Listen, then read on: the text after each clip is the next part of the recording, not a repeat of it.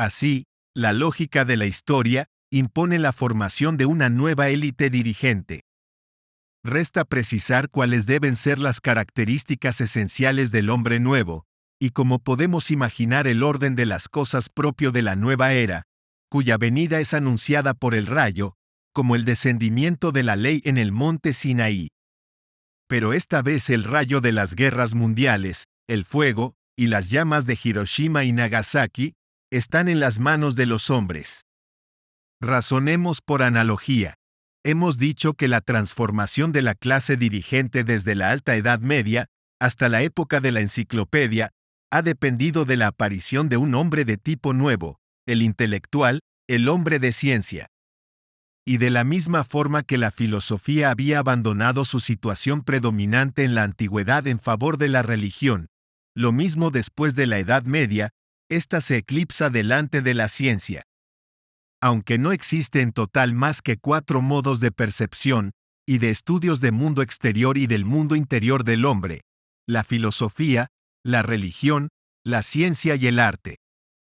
Y vemos que las civilizaciones se suceden, en función del desplazamiento del centro de gravedad de la actividad de la élite del uno al otro de esos dominios.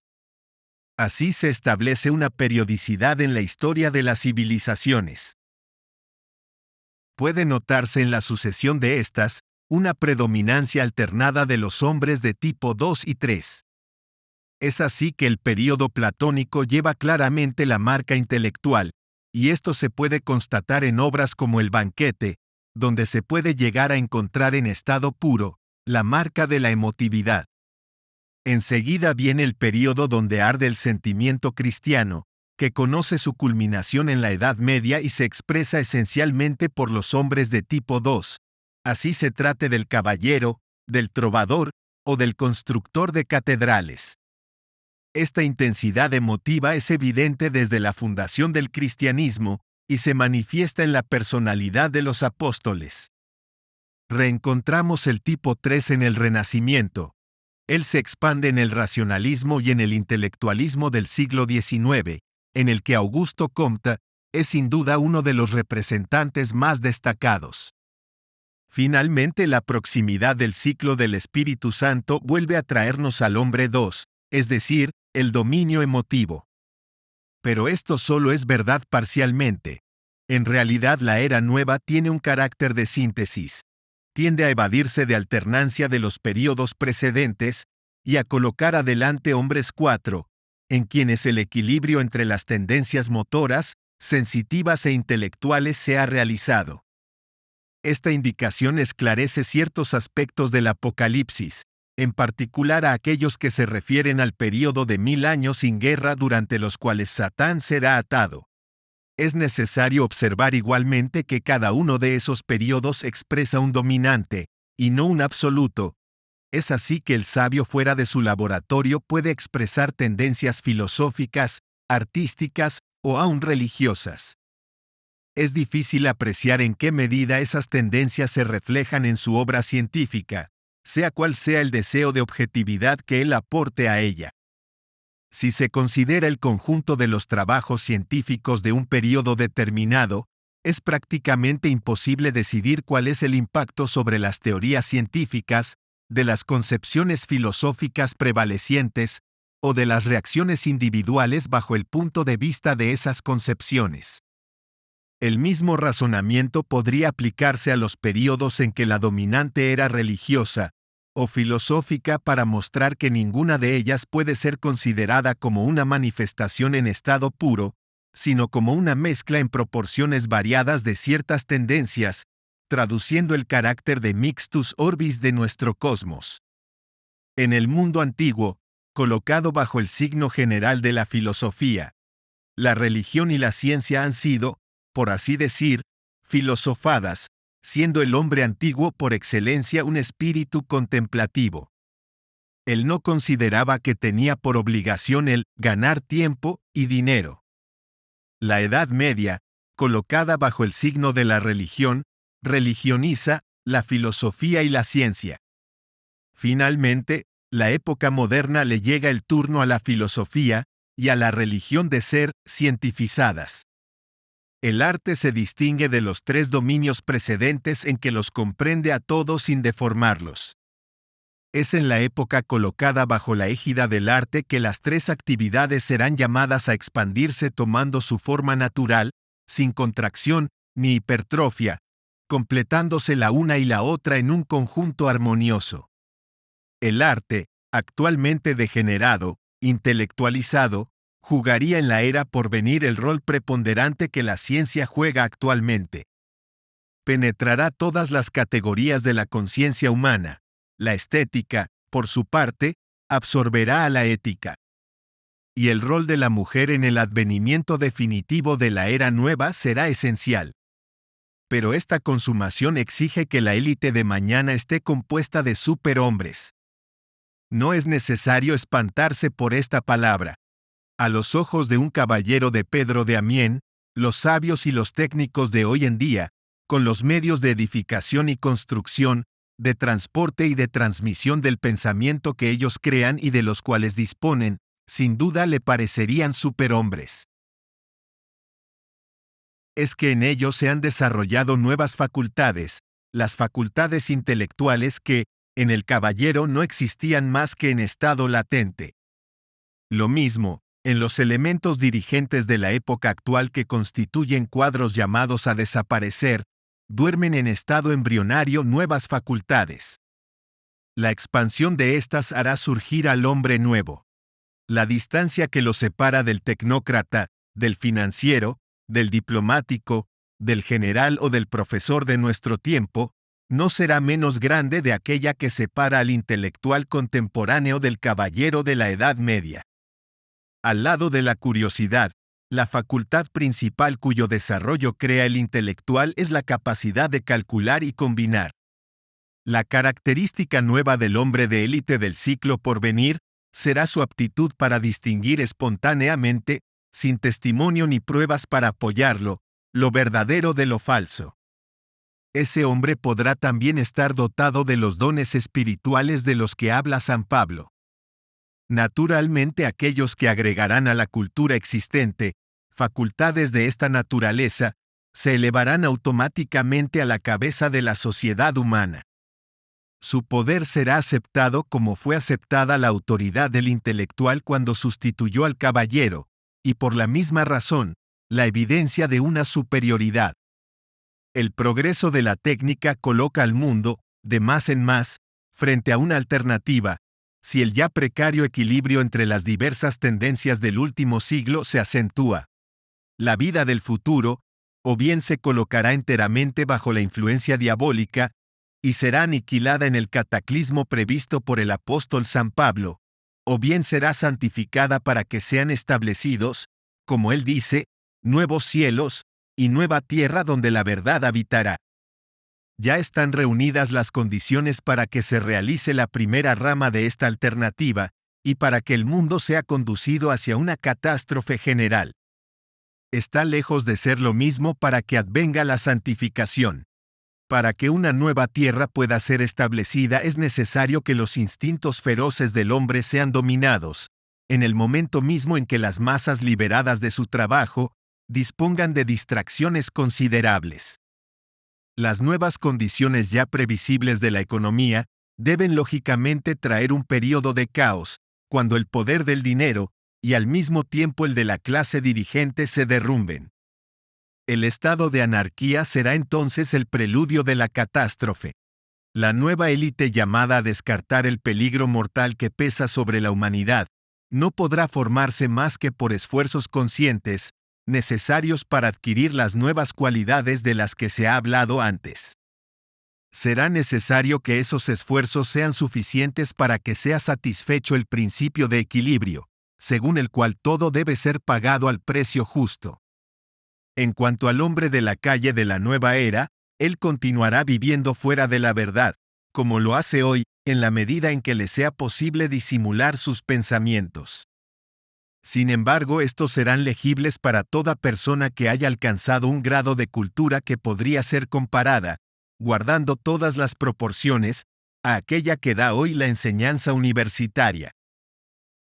Esta nueva cultura supondrá, en efecto, la asimilación de la experiencia milenaria de la humanidad, y a más, el desarrollo metódico de las nuevas facultades.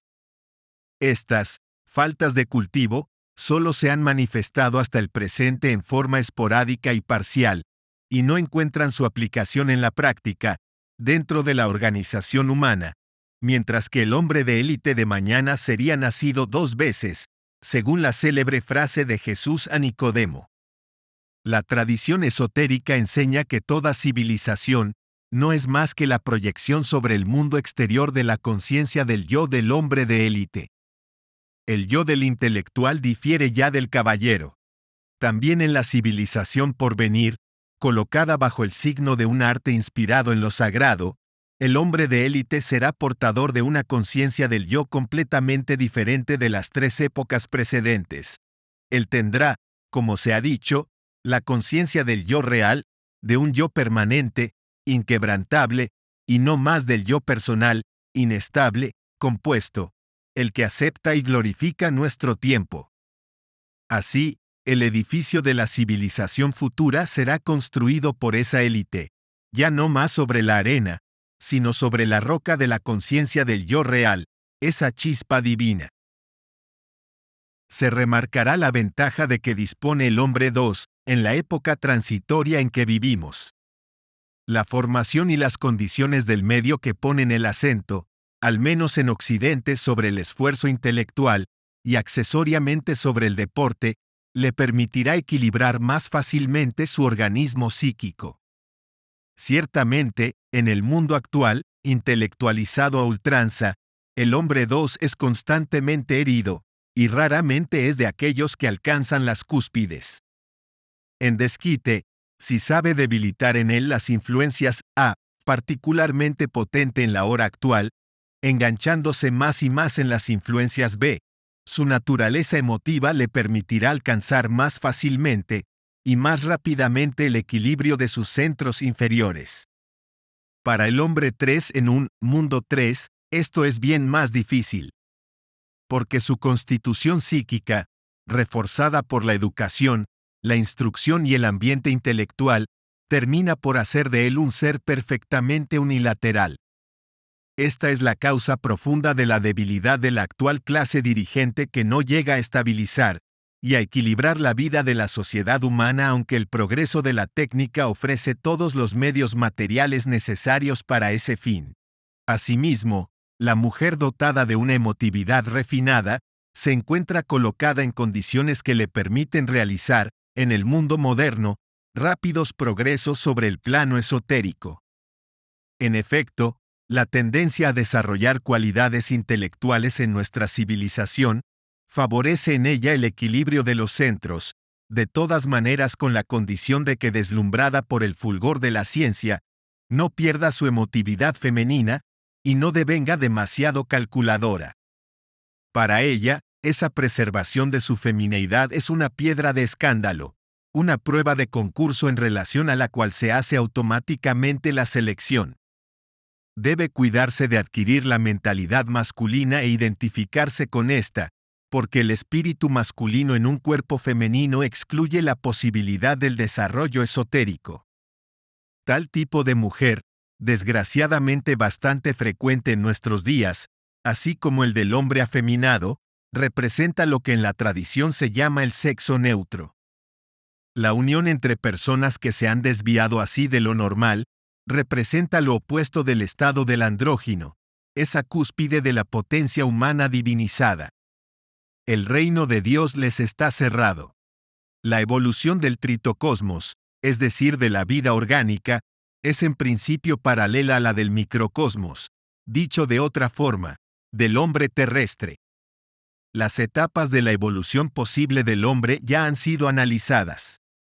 Convendrá examinar ahora la manera en que evoluciona la humanidad considerada en su conjunto, porque ella constituye el elemento esencial de la vida orgánica, y porque la suerte misma del planeta depende hoy de la actitud de la humanidad frente a los problemas que la confrontan. Hemos visto que la suerte de la humanidad misma depende de la formación de una nueva élite, capaz de resolver los problemas de la época. De cualquier forma que encaremos las cosas, somos conducidos en último análisis a considerar el problema del hombre nuevo. Hemos visto que la formación esotérica del hombre comienza por la formación en él del centro magnético, que es un nuevo centro de conciencia. Se lo llama a veces el cuarto centro. La referencia simbólica al magnetismo proviene de que cuando se ha alcanzado un cierto grado de desarrollo, ese centro magnetiza los 987 pequeños yo, generalmente dispersos, y los conduce así a gravitar en su órbita, a seguir la orientación que él mismo tiene de su resonancia a las influencias B. El centro magnético puede desarrollarse normalmente. Las etapas de ese desarrollo han sido descritas en Gnosis 1, capítulo 6. Pero también puede, en casos excepcionales, reabsorberse. Igual en esos casos, tiende generalmente a reconstituirse, como se verá enseguida. La reabsorción tiene siempre la misma causa. Proviene de una dualidad de las tendencias en el individuo, relacionada con la constitución del centro. Las influencias A, egoístas, han venido entonces a manchar la pureza del naciente centro magnético. De ello resultan para el hombre conflictos internos y sufrimientos que no pueden ser aplacados más que por la reabsorción del centro. Cuando ello ocurre, en su reconstitución toma en cuenta la experiencia adquirida. Pero en tales casos, el renacimiento del centro es precedido de una nueva falla moral que se reproduce, si es necesario, hasta el momento en que las influencias B aparecen como el único refugio posible, asumiendo ellas solas la paternidad del centro. Después de estar inclinado en el abismo, el hombre saca agua de la única fuente de salvación. Un proceso análogo a la formación del centro magnético se manifiesta actualmente en la humanidad, si se considera esta en su conjunto como una entidad. Esa formación se acompaña de luchas, de sufrimientos, de angustias, de todos los síntomas de un fracaso general. La idea de una organización internacional que regirá a la humanidad de acuerdo a principios elevados ha nacido hace ya largo tiempo. Sin embargo, la primera tentativa concreta en ese sentido fue la Santa Alianza, cuyas tendencias estaban lejos de ser puramente idealistas, y ella desapareció rápidamente.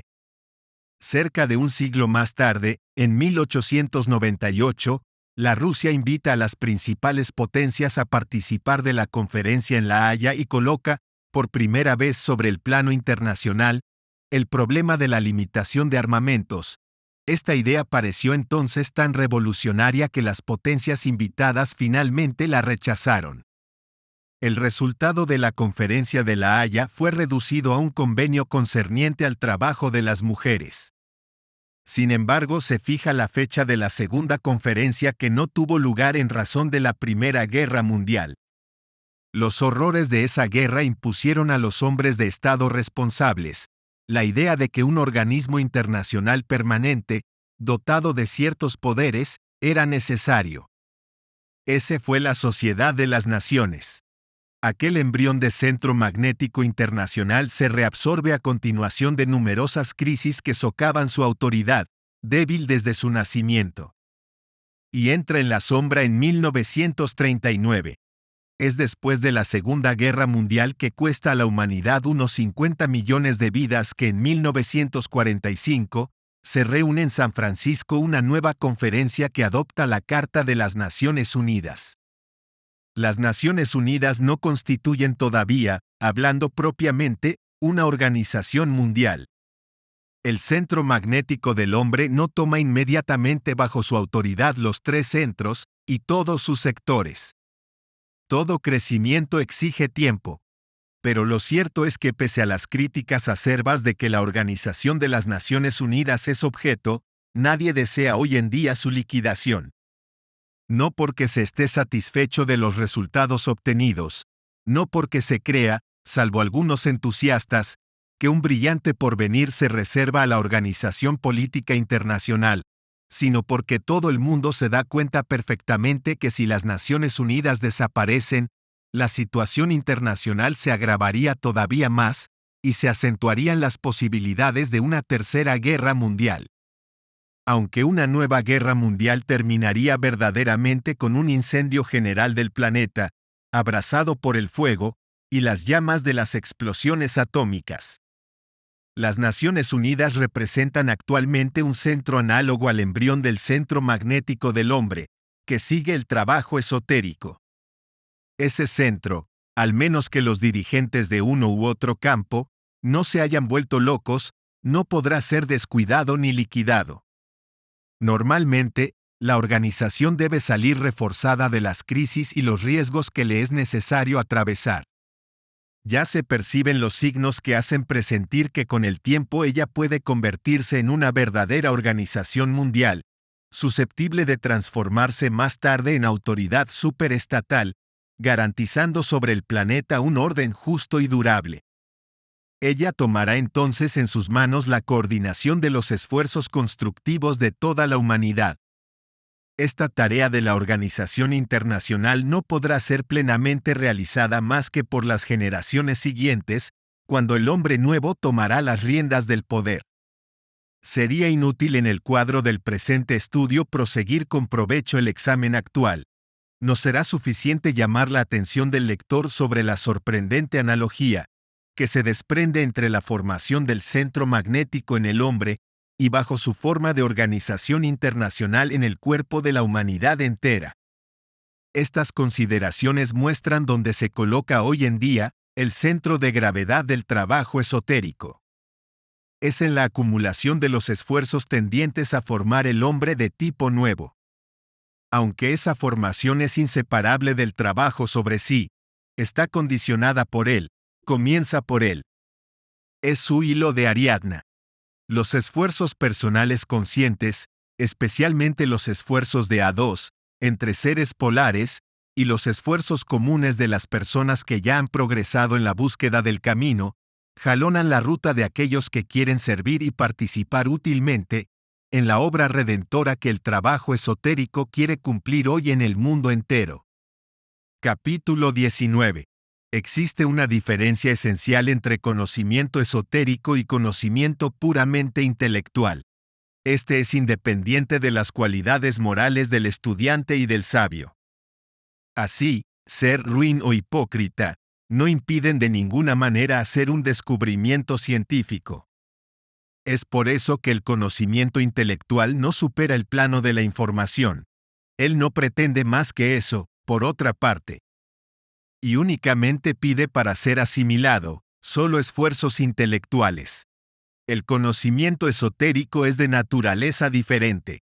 Aquí, la teoría, para ser comprendida y asimilada correctamente, exige no solo un esfuerzo intelectual, sino también una participación del ser. Esto es mucho más verdadero todavía tratándose de la práctica, lo que constituye la parte esencial de este trabajo.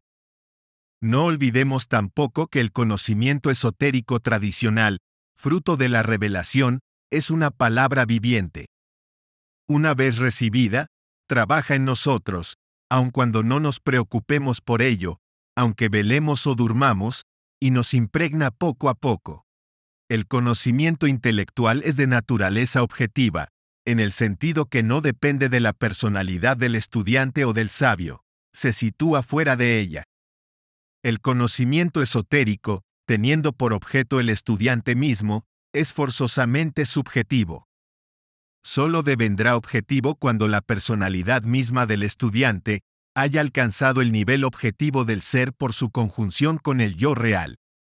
La tradición llama a esta clase de conocimiento agua viva, en oposición al conocimiento puramente intelectual, el agua muerta. Sin embargo, en el trabajo esotérico son indispensables los dos órdenes de conocimiento. Así, la formación académica facilita grandemente ese trabajo por la disciplina de pensamiento que impone y por el método que inculca. Esto es particularmente cierto cuando la enseñanza esotérica hace uso del método psicológico, como es el caso de la presente obra. No es necesario, sin embargo, llegar a la conclusión que un estudio puramente racional, teórico, en consecuencia intelectual, de la doctrina esotérica, puede jamás ella sola conducir sobre el camino de la evolución. Porque la ciencia esotérica va más allá del saber y el comprender, objetivos comunes a todas las ciencias.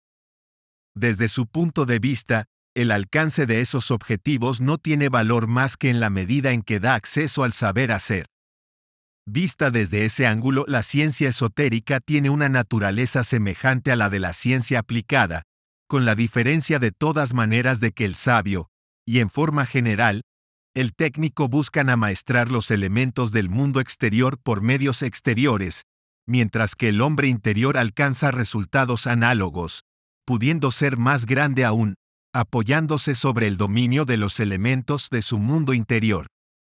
Pero en los dos casos, el principio puesto en aplicación es el mismo.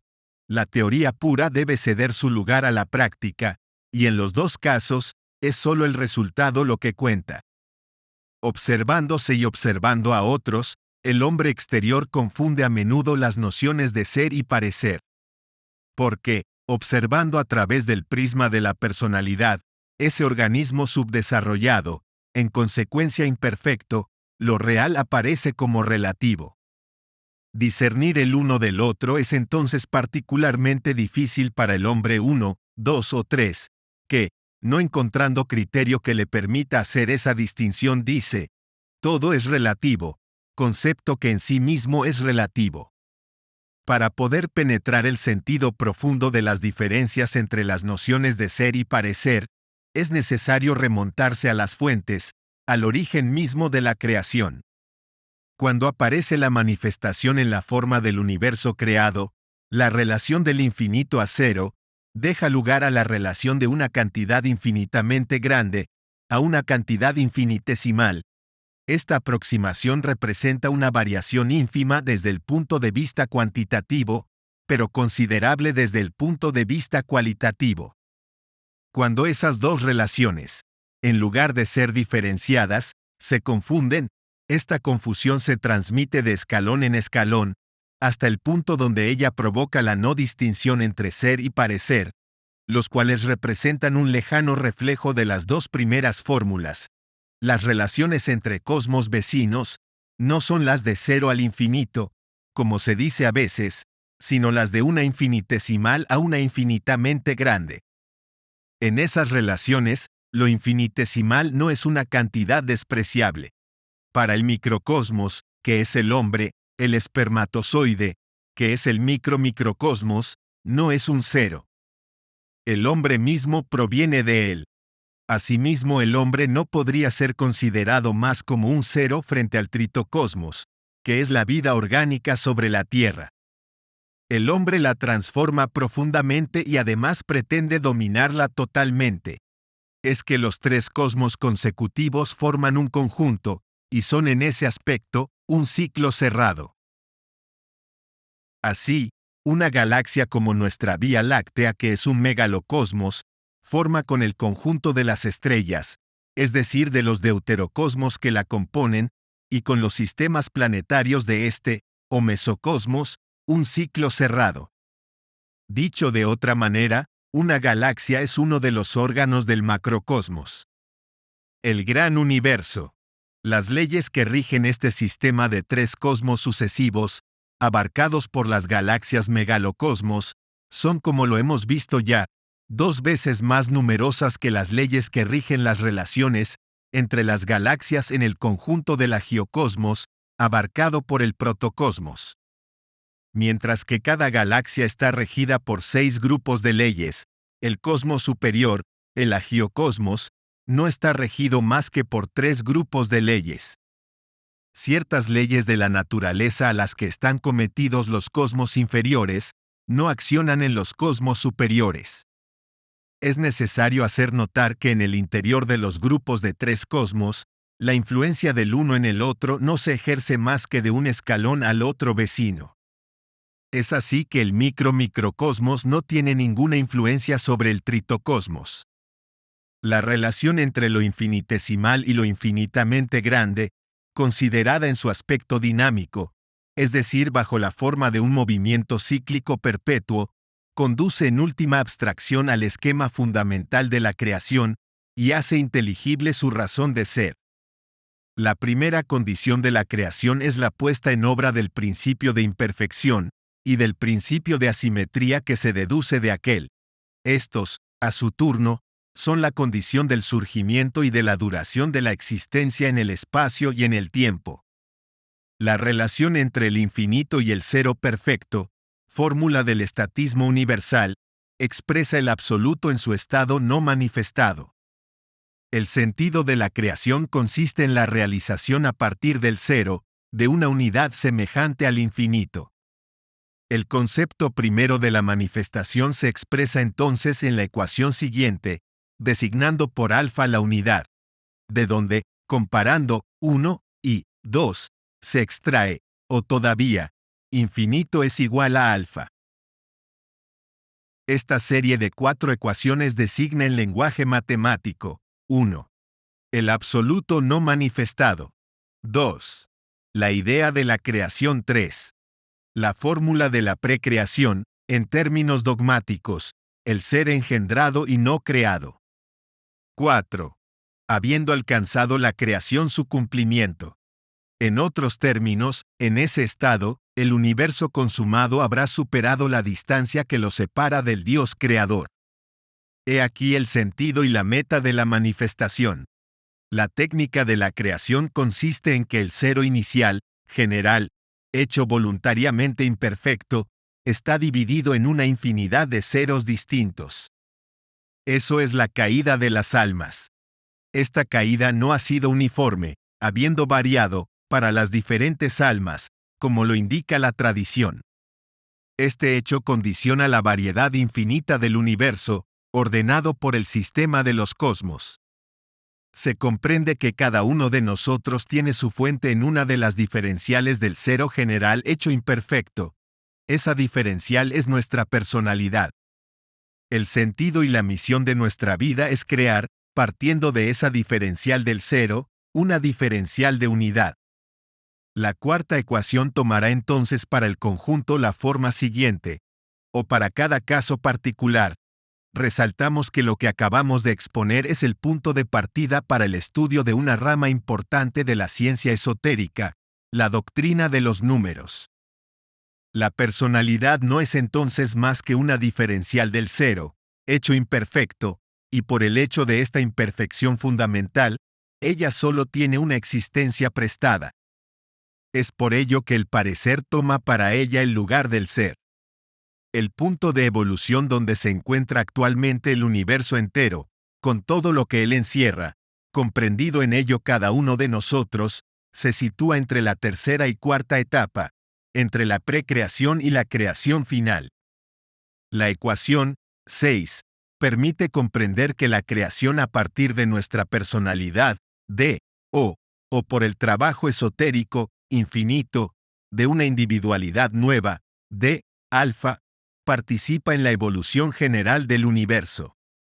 Esta creación contribuye en efecto, por la inserción de infinitesimales pertenecientes a lo real, alfa, a perfeccionar el contenido de la fórmula. Las ideas expuestas abren los ojos sobre la audacia y la profundidad de la creación. Puede ser que sintamos ahora, exaltante, el valor inestimable de este préstamo divino que se nos ha concedido, de este cuerpo que, depositario de una personalidad, nos permite devenir unidad real. Sin duda, sentiremos un sentimiento de terror, pensando con qué ligereza hacernos uso de este préstamo. Dejamos deslizar nuestra vida sin preocuparnos del problema que nos plantea, sin pensar en el término en que el préstamo de la vida llega a su vencimiento. Si nos detenemos un instante para meditar sobre estas ideas, expresaremos de una manera nueva el sentido verdadero de la parábola de los talentos. Tratemos de entender mejor cuál es en el cuadro de la búsqueda del camino, el medio concreto que permite efectuar esa transformación maravillosa, de lo ficticio en lo real, de ganar 5 talentos por 5, o al menos 2 por 2 como lo indica la parábola. Ser quiere decir ser en el presente. En el futuro no somos todavía y en el pasado ya no somos más. ¿Pero qué es el presente? El yo de la personalidad, no siendo más que un préstamo, es un yo provisorio del cual el hombre se sirve falto de la conciencia del yo real. Con ese yo de la personalidad el hombre vive, sea en el futuro, sea en el pasado. La personalidad no tiene presente. Este le aparece como una línea de demarcación evanescente, alcanzada la cual el futuro se transforma misteriosamente en pasado. Es por esta razón que la existencia de la personalidad aparece como ficticia, irreal. Lo que en el lenguaje corriente nosotros llamamos presente, es en realidad la parte más o menos próxima del pasado, donde nosotros insertamos nuestras previsiones de ciertos elementos probables del próximo futuro, pero un presente como una línea imaginaria de demarcación en la cual el futuro se transforma en pasado, es falsa. Como es falsa nuestra concepción clásica del futuro y del pasado. En efecto, todo lo que existe, existe en el tiempo. Un objeto que posee 3 dimensiones de espacio, construido de materia sólida, tiene todavía necesidad, para afirmar su existencia del elemento tiempo, la cuarta perpendicular. Si no se le acuerda un instante de tiempo, no puede existir. El presente tiene entonces necesariamente una extensión. Para el hombre exterior, esa extensión es muy corta y además individual. Pero si se reduce ese minúsculo presente al cero que se cree que es, eso es de hecho la cesación pura y simple de la existencia, y es de esa forma que adviene la muerte. Bajo forma matemática nuestra existencia, como la del mundo entero, en el cual vivimos nosotros puede ser expresada en la fórmula siguiente, donde V represente la vida, donde N y M, nacimiento y muerte, son los límites de la diferencial del presente. Esta fórmula permite comprender que el hombre tal como lo conocemos no es, como todo ser, más que una serie sucesiva de golpes consecutivos de un ser integral, cuya existencia se prolonga en el tiempo, desde el momento del nacimiento al de la muerte. Veremos más tarde que el hombre tiene otro modo de existencia, la de la eternidad, y todavía una tercera sobre el plano de los principios, en el seno del absoluto. La tradición enseña que allí se encuentra la garantía de la resurrección general prometida, en relación a la consumación, cuando el universo entero y todo eso, y todos aquellos que lo habitan, alcanzarán esa meta que es la ascensión de la imperfección, y la asimetría hacia el estado de perfección. Esa misma perfección es, desde el punto de vista que nos ocupa, existencia en el presente real, que cubre para cada individualidad todo su pasado y todo su futuro. La consumación es el fin de la evolución general, evolución lenta y dramática, sucesión interminable de nacimientos, de sufrimientos y de muertes a través de eones de amor y de trabajo. Esta evolución de conjunto es regida por una ley de la que ya hemos estudiado otros aspectos, la ley general. Celosa de retener cada uno en su lugar, conduce al conjunto de la creación hacia la cúspide, a pesar de las variaciones de los ritmos individuales. La evolución esotérica sigue otra ley y otro camino. Este es, por así decir, perpendicular a la primera. Sigue la ley de excepción que abre la posibilidad de una regeneración individual más rápida. Es un camino escarpado, peligroso, donde es necesario coraje para emprenderlo, y donde la rapidez de resultado solo se obtiene al precio de grandes esfuerzos. A más, el privilegio de forzar la ley general, de seguir el camino estrecho y de beneficiarse de un guía, sin el cual la ascensión no sería posible, se acuerda con una condición expresa. Aquel cuyos esfuerzos individuales hayan aportado sus frutos, debe estar pronto a retomar el trabajo para contribuir a la evolución general. Esta regla tiene un corolario, que tiende a asegurar la continuidad en el trabajo esotérico, estableciendo así una cadena. No se pasa al grado siguiente de la evolución sin haber formado y puesto a alguien en el lugar que se ha dejado. La duración del presente de los seres vivientes es individual. Para el hombre exterior esa duración es del mismo orden que una respiración.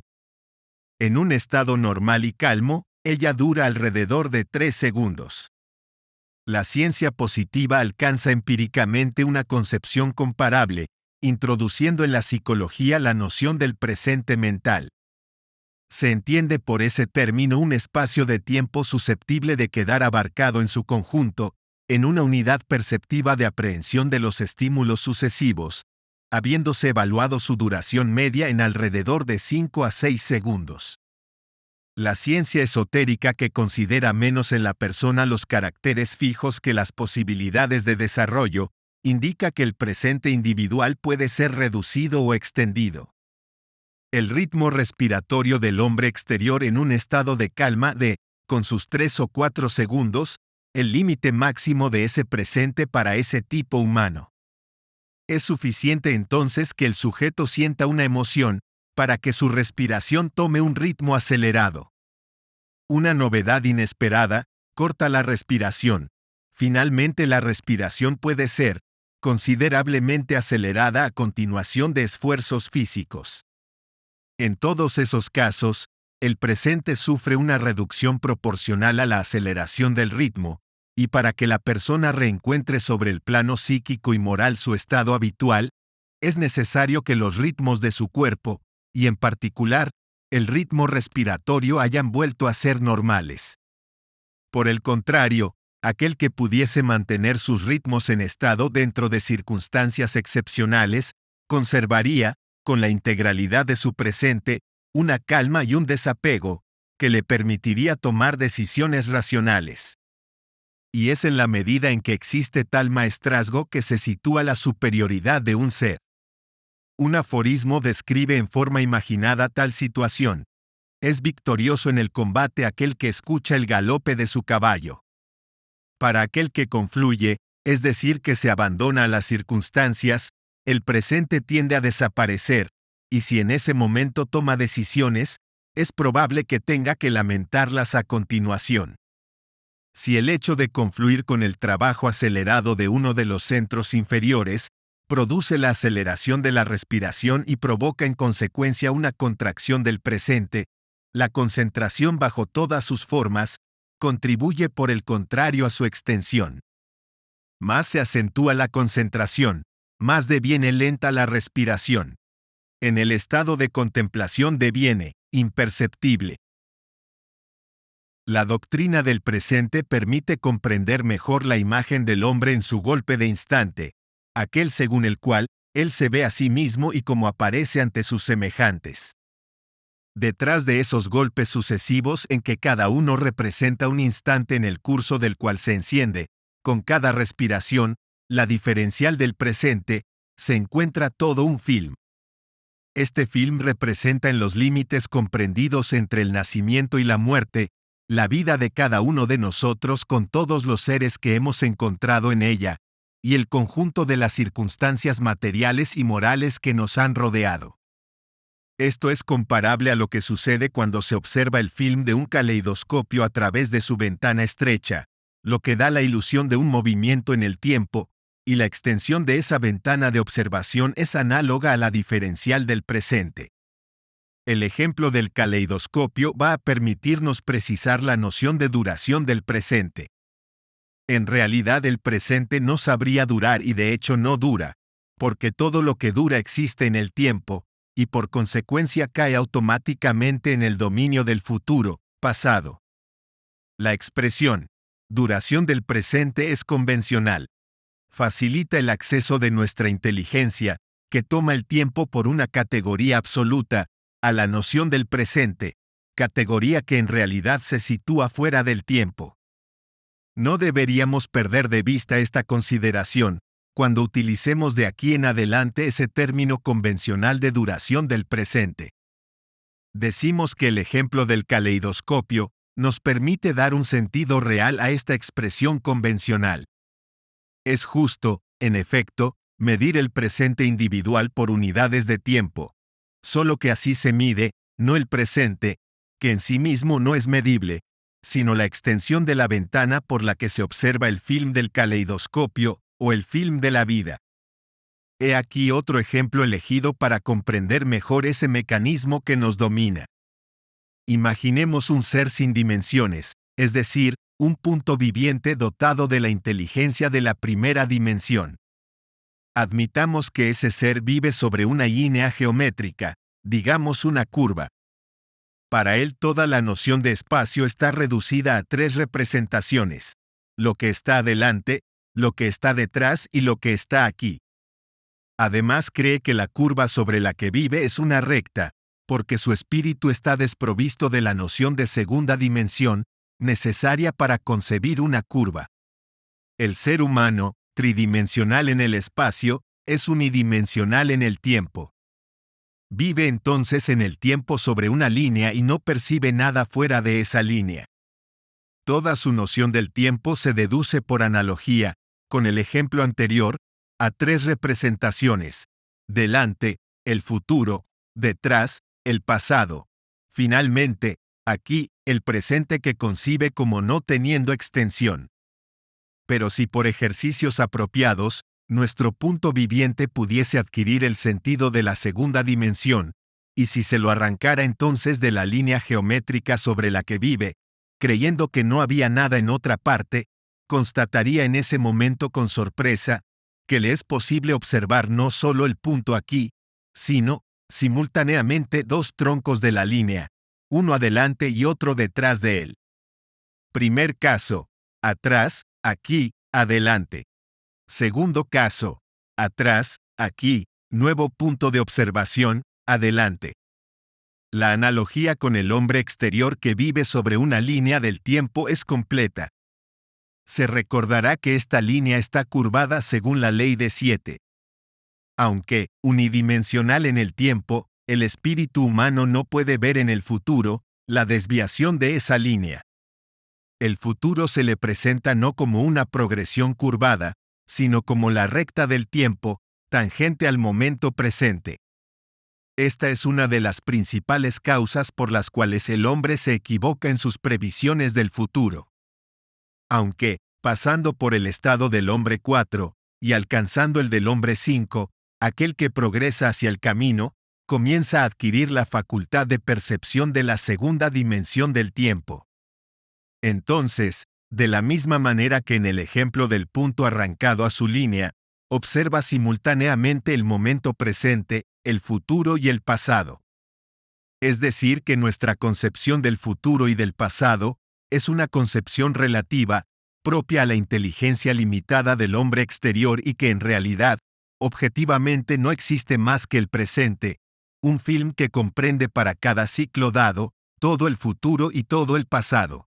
Ahora se comprenderá mejor esa enigmática y gramaticalmente absurda frase de Jesús: antes que Abraham fuese, yo soy.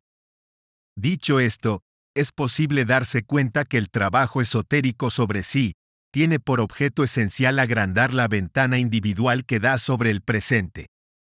La sucesión ininterrumpida permite al hombre vivir sobre una línea del tiempo.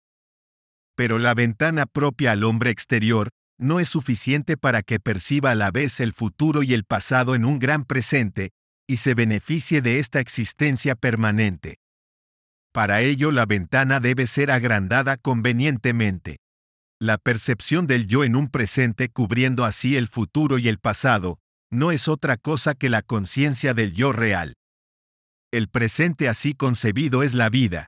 La ventana de 3 segundos es la célebre puerta estrecha. Entrad por la puerta estrecha, dice Jesús. Porque ancha es la puerta y espacioso el camino que conduce ahí a perdición. Numerosos son aquellos que entran por allí. Porque estrecha es la puerta, angosto el camino que conduce a la vida, y hay pocos que lo encuentran. Es también el célebre ojo de una aguja.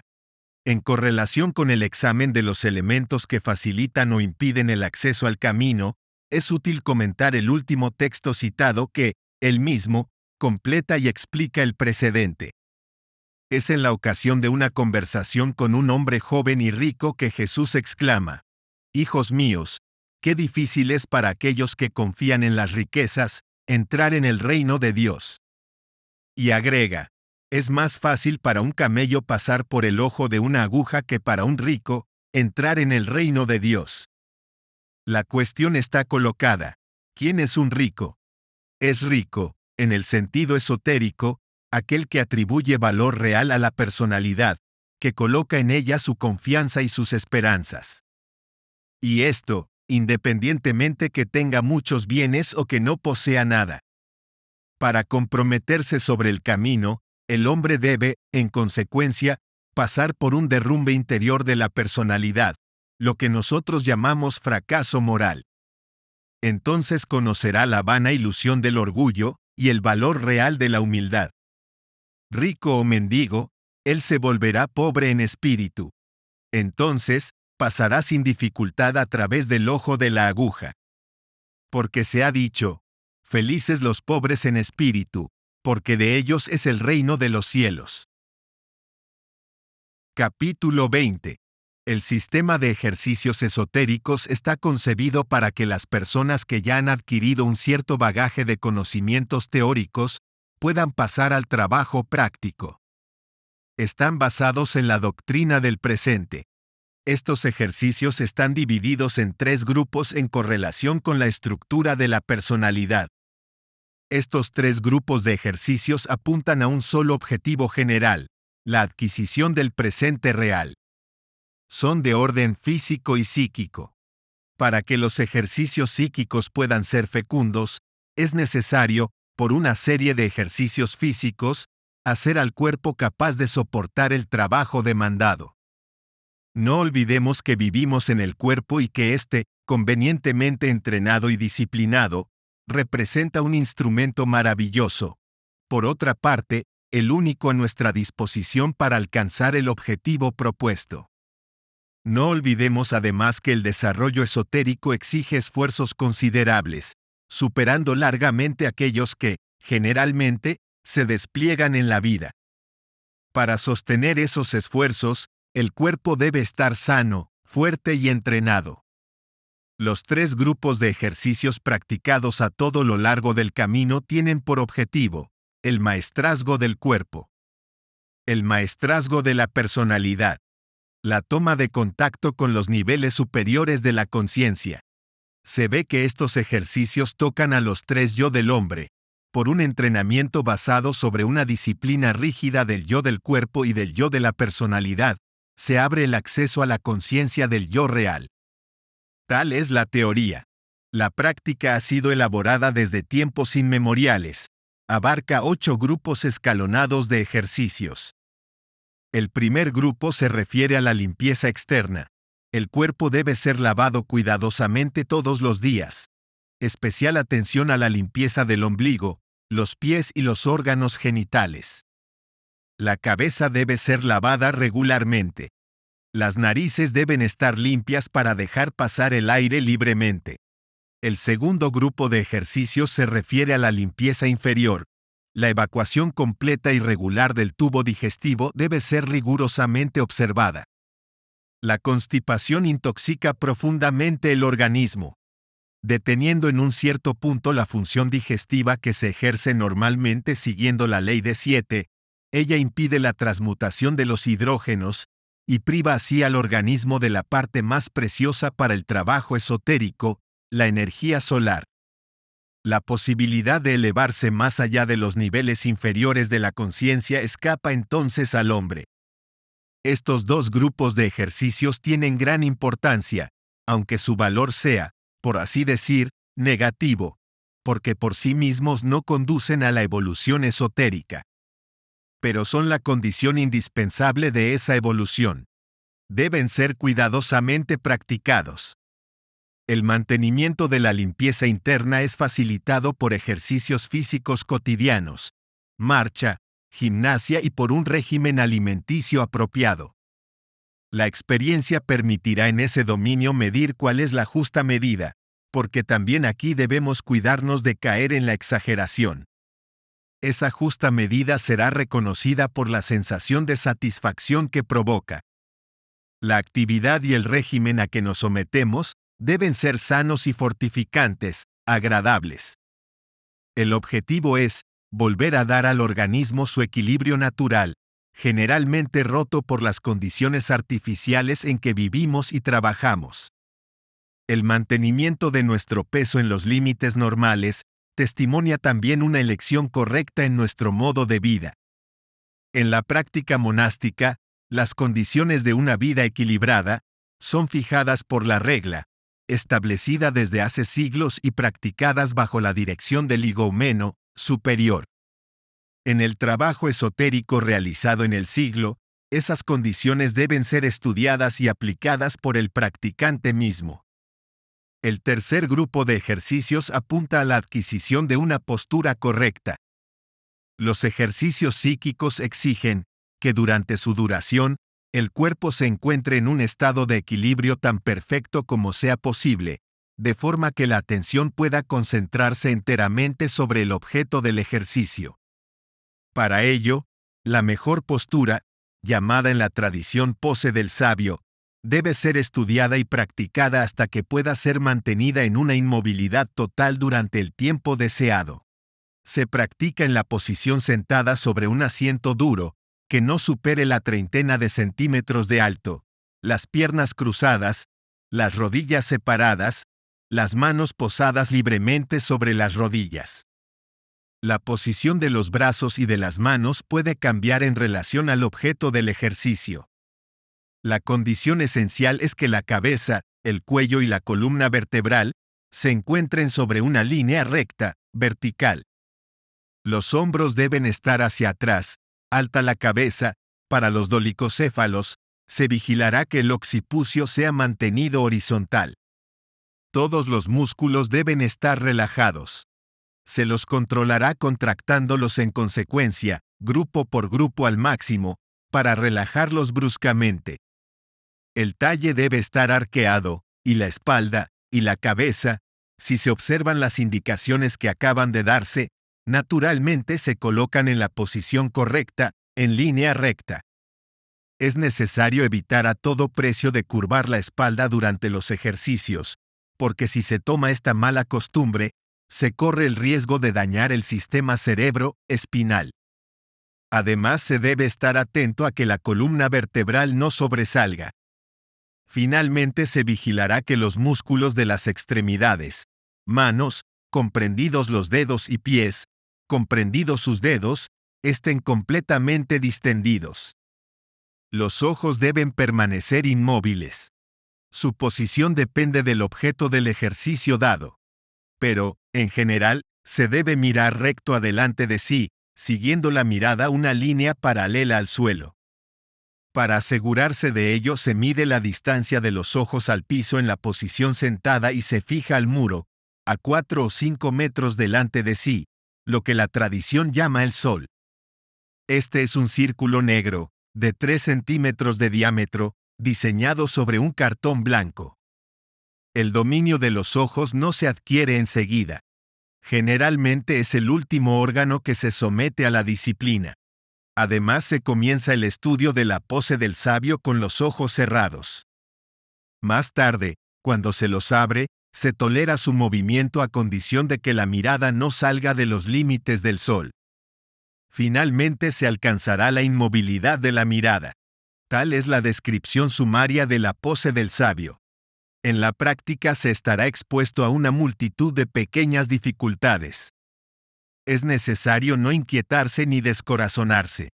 Observando las prescripciones dadas, cada uno debe buscar y encontrar su propia posición de equilibrio. Esto, ya lo hemos dicho, no ocurre enseguida.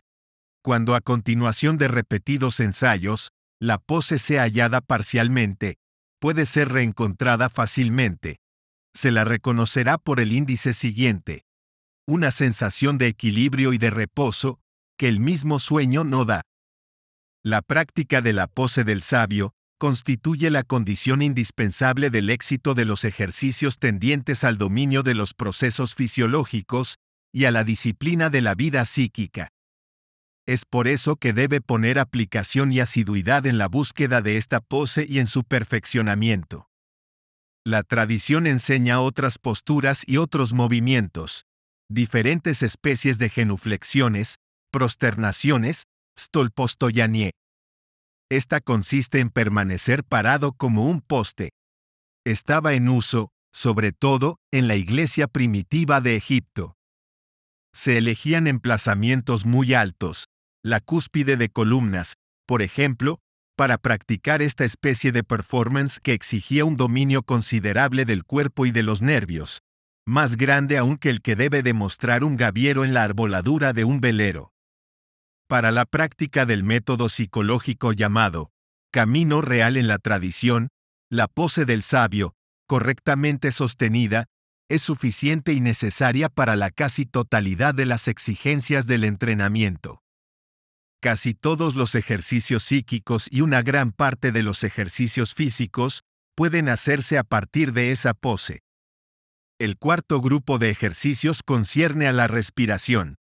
La respiración representa un volante si se considera al organismo como una máquina. Ella le regulariza el funcionamiento y mantiene el ritmo fijado por el trabajo del corazón. La respiración ejerce una influencia directa sobre el metabolismo y contribuye a la producción, a través del organismo, de las energías más finas, necesarias para establecer un contacto con los centros superiores.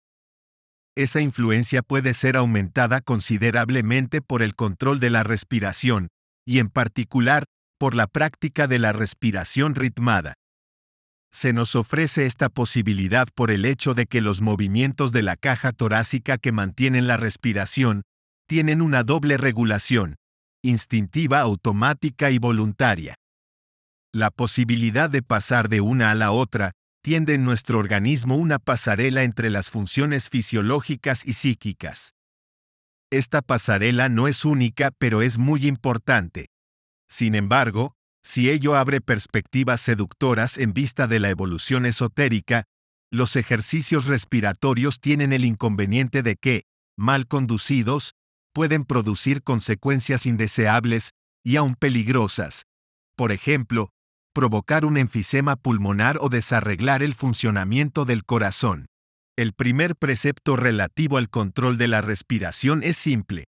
Él enseña que una vez llenos los pulmones, es necesario retener el aire. Esta indicación se encuentra en los textos de la tradición ortodoxa, que remonta a épocas muy alejadas. Sin embargo, la duración durante la cual esa suspensión del ritmo respiratorio debe ser mantenida, no está definida. A continuación, toda una serie de variantes relativas a la puesta en práctica de ese precepto han sido elaborados. Pero a causa de los riesgos que comportan si son aplicadas sin discernimiento, no se debe hacer uso de ellas sin el control personal y continuo de un maestro. Desde el comienzo de siglo se encuentra en el comercio una cantidad de libros de fuente hinduista, budista u otras, lo más a menudo, comentados por autores occidentales, tratando sobre la cuestión de la respiración controlada y rimada.